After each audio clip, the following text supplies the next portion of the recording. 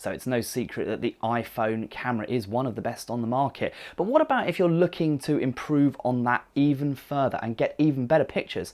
Well, you could consider an add-on camera module, and this one is the DxO One, a very, very nifty device designed to improve your iPhone photography. It connects to the phone via the lightning port at the bottom. It has its own built-in battery and storage, so you don't need to worry about taking up your iPhones. So let's see how it performs. And of course, we should talk about price as well. This is $540, which is a staggering amount of money, really. And you could probably buy a compact camera for the same price, but don't let that dissuade you, because there are advantages to this form factor. It's small, it's light, and it can be taken anywhere. And it will give you pictures that are as good quality as any compact camera around this price. There's a 20.2 megapixel sensor here as well, which is great because it gives you loads of resolution, although beware, there are slightly large files as a result. But the camera also shoots in RAW, which gives you loads and loads of flexibility to tweak images after the fact. I shot mostly here in auto mode because it's really, really good, but saving the RAW files means that you can come back to them later and recover a bit more light information.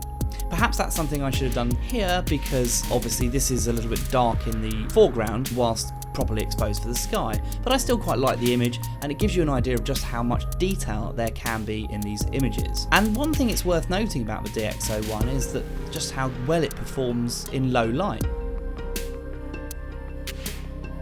This photo has been tweaked from the DNG original RAW file, but I haven't done a huge amount to it. I've just brought out the colours a bit, given it a bit more highlight, and also just taken down the dark blacks a bit. But you can see there's very little noise here, and the picture is really quite impressive. And again, here in very low light conditions, the camera has not struggled at all to produce a really noise-free image. And of course, this is something that DxO excels at, because the company was formed to process other people's images and get the very best out of them. And you'll find its software in a lot of camera phones making better quality images. DxO also includes some free software. You get licenses included, which is useful because obviously that helps you get the very best out of it, and it means you don't have to necessarily spend a lot of money on something like Lightroom or Photoshop. The camera is also capable of shooting video, but to be honest with you, I wouldn't really recommend it for that use. It's fine, but the quality is pretty uninspiring. You're going to be better off sticking with the iPhone camera, assuming you have a recent one of those. You'll get far more frame rate options, slow motion, and of course you can shoot up to 4K, which the DxO One can't yet manage. And a quick point about the battery, it's not the best. You will probably only get about 200 photos, and if you're videoing, it'll last even less time.